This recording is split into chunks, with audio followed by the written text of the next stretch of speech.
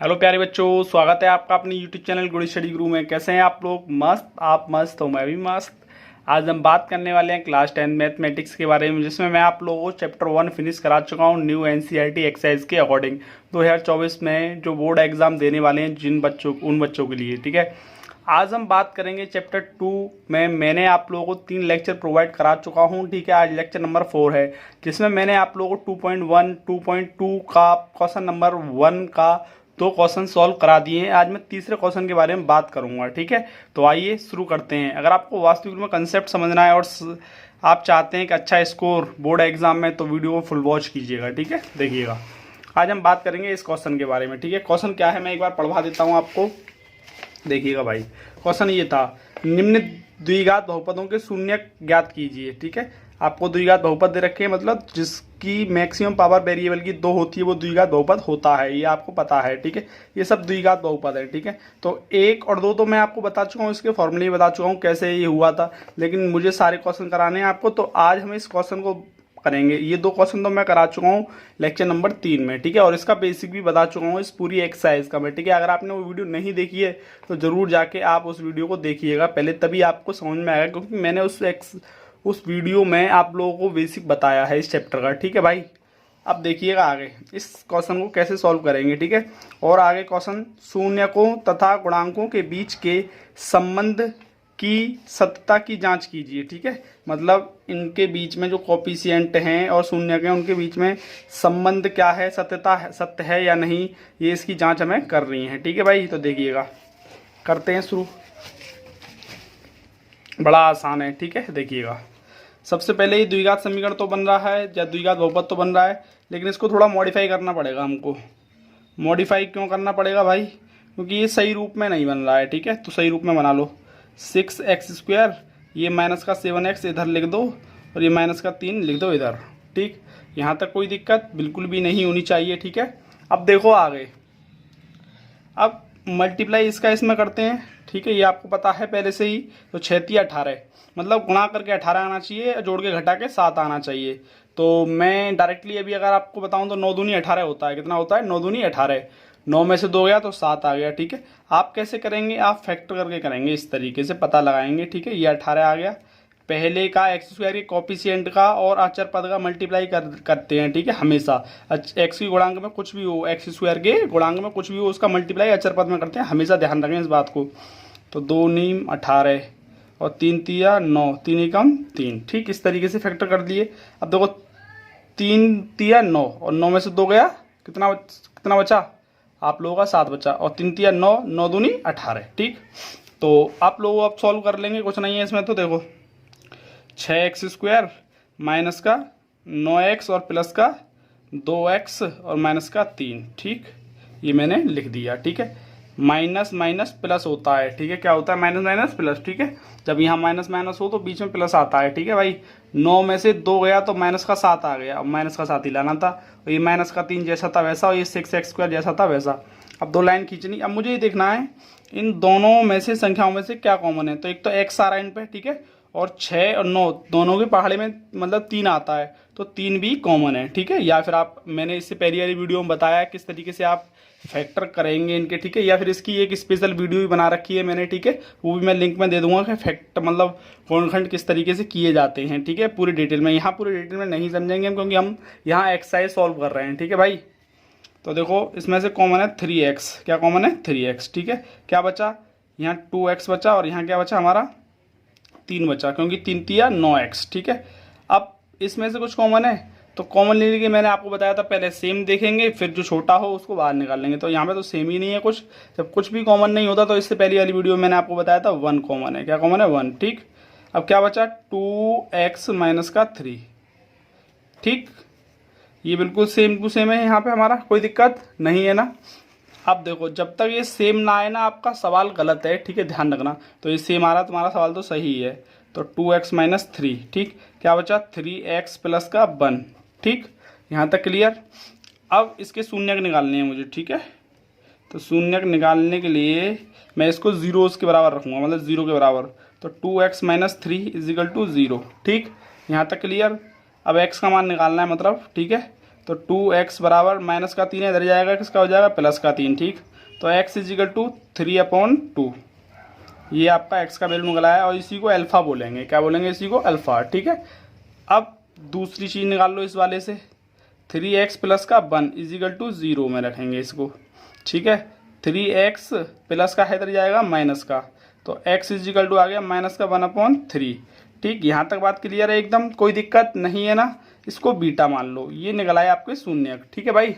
अब जांच करनी है मुझे, सत्यता की जांच, ठीक है। तो मैं केवल जांच लिखूंगा, क्या लिखूंगा, जांच, केवल जांच, ठीक। जांच बोले तो वेरिफिकेशन, ठीक है, हाँ। अब जांच लिख दी मैंने, ठीक है। अब क्या करेंगे हम, सबसे पहले इस समीकरण को लिख लो, जो भी समीकरण आपको दे रखा था। तो मैंने मॉडिफाई वाला लिख देता हूँ डायरेक्टली मैं, 6x² माइनस 7x माइनस का 3। तो a निकाल लेंगे, a क्या है, x² का गुणांक है, ठीक है। अब a 6 है, b निकालेंगे, x का गुणांक है माइनस का 7, c क्या है, अचर पद है, ये कांस्टेंट, ठीक है। तो c बराबर माइनस का 3। ये कहाँ से आया, मैंने इससे पहली वाली वीडियो में बताया आप लोगों को, इसका द्विघात बहुपद का स्टैंडर्ड फॉर्म से तुलना की है, तब जाके हमने पता किए हैं, ठीक है। अल्फा बीटा आप लोगों को पहले से ही पता है, ठीक है। तो बस अब निकाल दो जो भी निकालना था, ठीक है। देखो यहीं निकाल देता हूँ मैं, इसी पे, ठीक है, यहाँ पे। तो यहाँ लिखेंगे मूलों का योग कहें या शून्यकों का, ठीक है, मूलों का योग, ठीक है, या शून्यक भी कह सकते हैं, ठीक है। यहाँ लिखेंगे अल्फा प्लस बीटा बराबर माइनस का b/a, ठीक है। तो अब अल्फा कितना है तुम्हारे पास, 3/2, यहाँ लिखेंगे 3/2। बीटा कितना है आपके पास, माइनस का 1/3, ठीक। और b कितना है तुम्हारे पास, b माइनस का 7, और ये माइनस है तो माइनस माइनस प्लस ही कर देता हूँ डायरेक्टली मैं, तो ठीक है। अब a कितना है तुम्हारे पास, 6, ठीक। तो अब देखो इसको सॉल्व करना है, तो ये बन गई 3/2 माइनस का 1/3 बराबर 7/6। अब इसको सॉल्व करेंगे, भिन्न बन रही है, ये क्या बन रही है, भिन्न, ठीक है। तो 6 एलसीएम आया, 2 तिया 6, तो 3 तिया 9, 2 तिया 6, तो 3 तिया 9, 3 दूनी 6, तो 2 एकम 2, ठीक। 7/6, और ये 9 में से 2 गया, कितना बचा, 7 बचा, 7/6, ये भी 7/6। मतलब LHS बराबर RHS हमारा आ चुका है, मतलब वेरिफिकेशन हो चुका है, मतलब जांच हमारी हो चुकी है, सत्यता की जांच, मतलब ये इन दोनों में संबंध है बीच में, ठीक है। अब ऐसे ही अल्फा इंटू बीटा बराबर C/A, ठीक है। मतलब ये आप शून्यकों का गुणनफल बोल सकते हैं, या प्रोडक्ट ऑफ जीरोस, ठीक है भाई।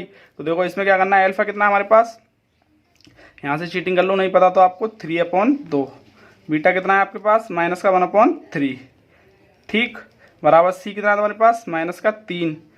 अब ए कितना है तुम्हारे पास, 6, ठीक है, ए कितना है 6, तो 3 से 3 कैंसिल, 1/2 बचा, माइनस का 1/2, इधर 3 एकम 3, 3 दूनी 6, तो इधर भी माइनस का 1/2 बचा।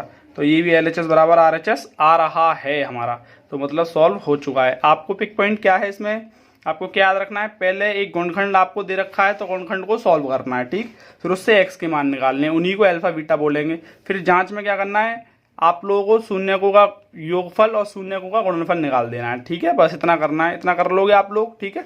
अब क्वेश्चन नंबर 4 की बात करते हैं, ठीक है, क्वेश्चन नंबर 4 की, ठीक है। तो देखो क्वेश्चन नंबर 4 क्या कहता है,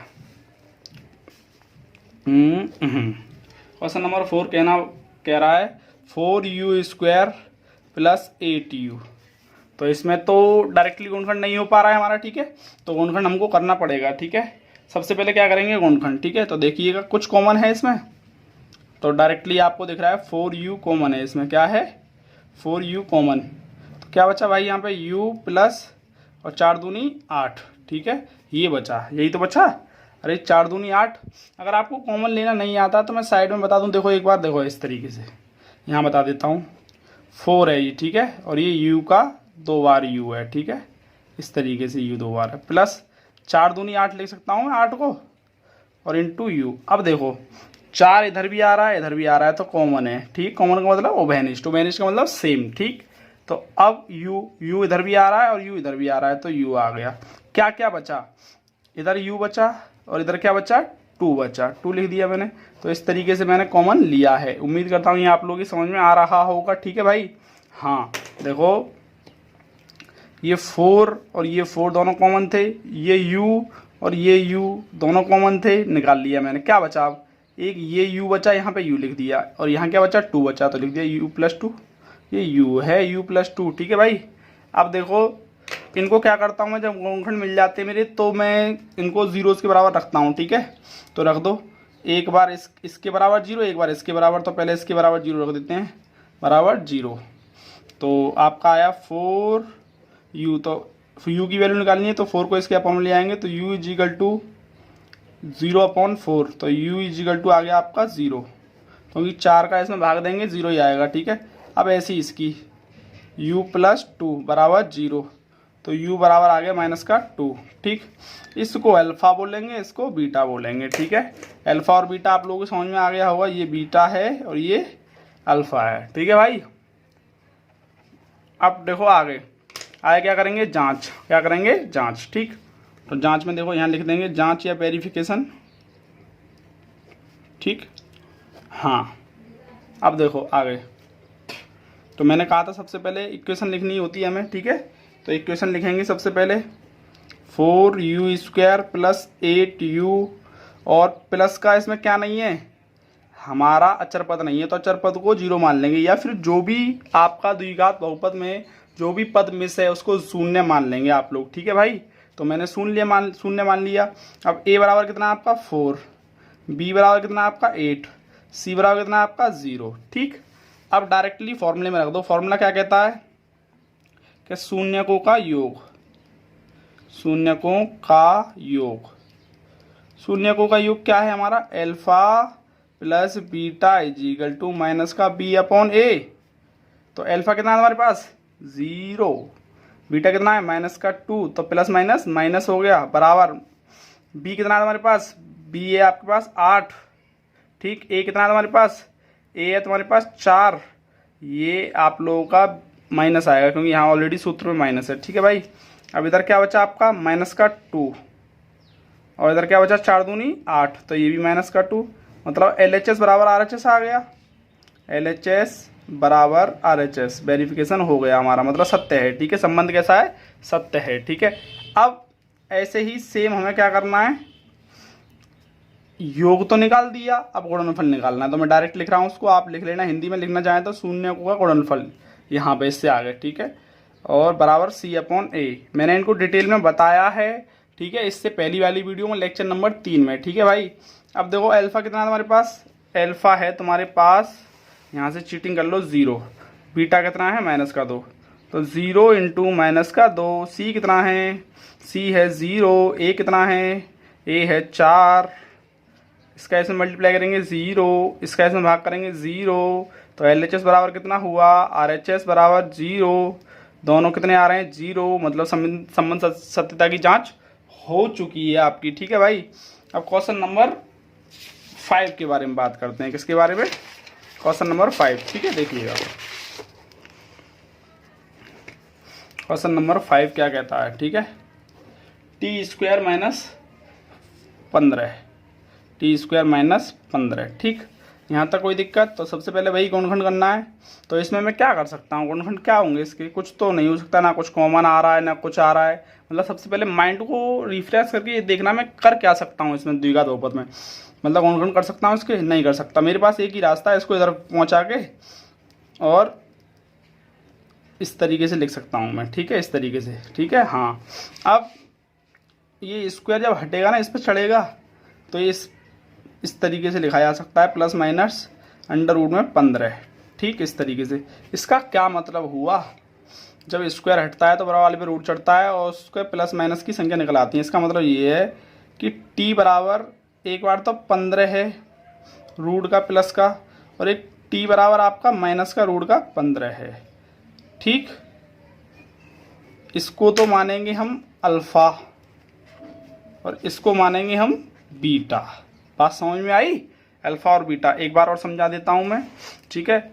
ये t² - 15 है, इसके बराबर में 0 होता है, ठीक है। बराबर में 0 मान के आप डायरेक्टली कर सकते हैं आप इससे, ठीक है। बराबर में 0 मान लो डायरेक्टली, ठीक है। तो इसको 15 इधर जाएगा तो किसका हो जाएगा, माइनस का था, इधर जाकर प्लस का हो जाएगा, ठीक है। अब जब ये स्क्वायर हटेगा बराबर वाले पे जाएगा तो 15 हो जाएगा ठीक है, किसका, रूट में। ठीक है, अब ये प्लस माइनस का रूट से जब बाहर निकलते हैं तो किसका हो जाता है। ठीक है, अब यार इससे स्क्वायर हटाते हैं, दूसरे पे लगाते हैं इस तरीके से, तो माइनस का आ जाता है। ठीक है, ये बात आपको याद रखनी है। ठीक है, और कुछ नहीं करना।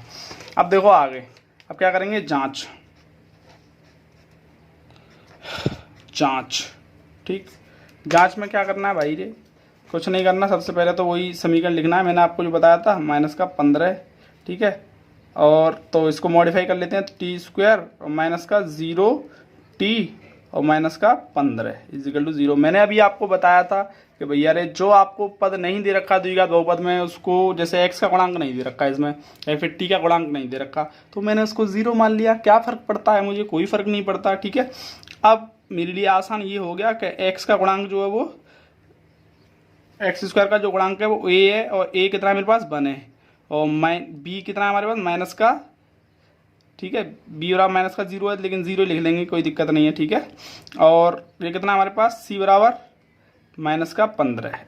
ठीक, इतना हो गया, कोई दिक्कत नहीं है ना। अब देखो आगे, आगे क्या करेंगे अपन, आगे हमको सीधा और सीधा ये इसको सॉल्व कर देना है। ठीक है भाई, तो अब लिख दो यहाँ पे शून्यकों का योग। ठीक, तो अल्फा प्लस बीटा बराबर माइनस का b/a। ठीक है, b क्या है, x का गुणांक है, ये t का गुणांक। ठीक है, ये क्या है, एक्स स्क्वायर का गुणांक। ठीक है भाई, अल्फा कितना है तुम्हारे पास, अल्फा है रूट में 15। ठीक, बीटा कितना है, रूट में 15। ठीक, प्लस माइनस माइनस हो जाएगा। ठीक, अब b कितना है तुम्हारे पास, b है 0, a कितना है तुम्हारे पास 1, इसमें से इसे घटाएंगे तो 0 बराबर 0, तो LHS बराबर कितना हुआ, RHS। ठीक, सिद्ध हो चुका है संबंध। ठीक है, अब आगे क्या करेंगे अपन, आगे करेंगे भाई वही जो करना था हमको। ठीक, तो देखो करते हैं। ठीक है, मतलब जांच कर रहे थे ना हम, तो अब गुणनफल लिख देंगे यहाँ पे, शून्यकों का गुणनफल। ठीक, यहाँ पे लिखेंगे अल्फा इंटू बीटा बराबर c/a। तो अल्फा कितना हमारे पास, रूट में 15, बीटा कितना, माइनस का रूट में 15 बराबर c कितना हमारे पास, c आप लोगों का आया है माइनस का 15, और a कितना हमारे पास 1। ठीक, अब रूट का रूट में मल्टीप्लाई करते हैं तो रूट से रूट कैंसिल हो जाता है, तब जब संख्या सेम हो रूट के अंदर। ठीक है, ये बात आपको भली भांति पता है। तो माइनस का 15 निकल आया आपका, और ये भी इधर भी माइनस का 15, क्योंकि 1 की कोई वैल्यू नहीं नीचे। ठीक है, इससे कोई मतलब नहीं हमारा, तो ये भी LHS बराबर RHS सिद्ध हो चुका है। ठीक भाई, संबंध सत्यता की जांच हो चुकी है। अब क्वेश्चन नंबर, इस क्वेश्चन का लास्ट क्वेश्चन करते हैं, क्वेश्चन नंबर 6। ठीक है, देखिएगा क्वेश्चन नंबर 6। ठीक, क्वेश्चन नंबर 6 क्या कह रहा है, देखो 3x² माइनस का x और ये माइनस का 4। ठीक, तो गुणनखंड बन रहा है आपके, तो ठीक है, तो 3 चौक 12।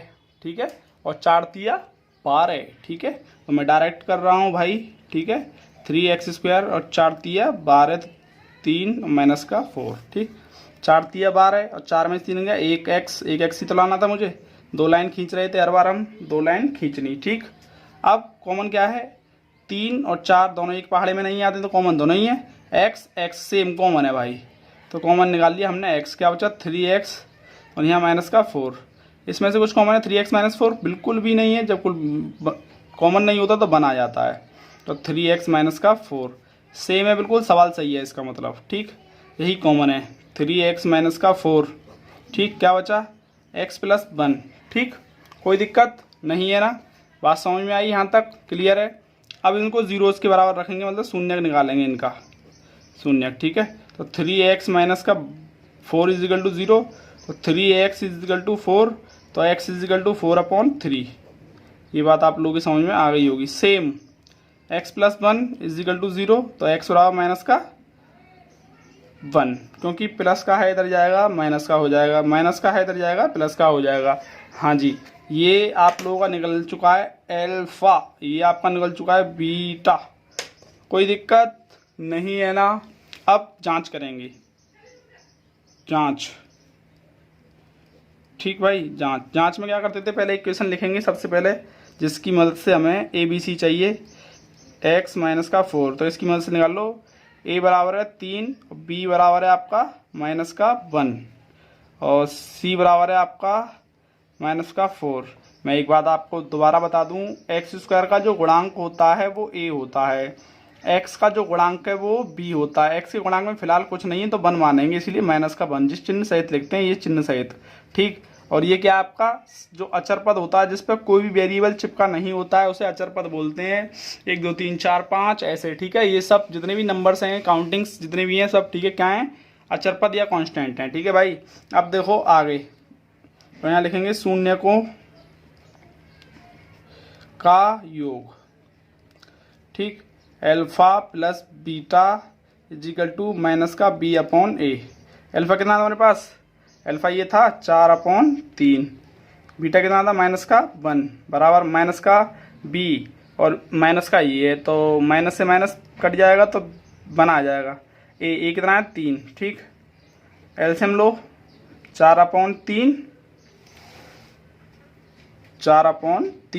और ये माइनस का 1 इजिकल टू 1/3। ठीक, 3 और ये आया 4 माइनस 3 बराबर 1/3। ठीक, तो यहाँ कर देता हूँ मैं। ठीक है, आगे कर देते हैं। 4 में से 3 गया, 1 बचा और नीचे 3 है और बराबर में ऑलरेडी 1/3 है। तो RHS बराबर LHS आया नहीं आया, या LHS बराबर RHS आ तो गया भाई, दोनों बराबर हैं, मतलब संबंध सत्यता की जांच हो चुकी है। ठीक है, अब ऐसे ही यहाँ पे गुणनफल निकाल लो। क्या निकाल लो, गुणनफल। ठीक है, तो देखो बड़ा आसान है, कुछ भी नहीं है इसमें। ठीक है, तो देखो सीधा सीधा यहाँ निकाल लेंगे शून्यकों का गुणनफल। ठीक, alpha into beta equal to c upon a। अल्फा कितना हमारे पास 4/3, बीटा कितना हमारे पास माइनस का 1 बराबर c कितना हमारे पास, c यहाँ से चीटिंग कर लो माइनस का 4, a कितना हमारे पास 3। ठीक, 4 एकम 4 और ये 3 का 3, 4 का 4/3। ठीक, दोनों बराबर आ रहे हैं, माइनस से माइनस काटना चाहो तो काट सकते हो। ठीक है, यहाँ लिख दिया LHS बराबर RHS। ठीक है, माइनस से माइनस कट गया। ठीक है, तो ये दोनों आप लोगों के LHS बराबर RHS। आपका ये क्वेश्चन नंबर 1 समाप्त हो चुका है पूरा। ठीक है, 2.2 का ये मैंने यहाँ से यहाँ तक पूरे सॉल्व करा दिए हैं। ठीक है आज। ठीक है, इसको पूरे क्वेश्चन को, क्वेश्चन नंबर 2 को कल की वीडियो में पक्का ख़त्म कर देंगे। ठीक है, इसको तो आज की वीडियो देखने के लिए बहुत बहुत धन्यवाद आपका। ठीक है, और वीडियो को लाइक कीजिएगा, कमेंट कीजिएगा, शेयर कीजिएगा अगर अच्छी लगी हो तो। ठीक है, शेयर जरूर कीजिएगा। ठीक है, thanks for the watching this video.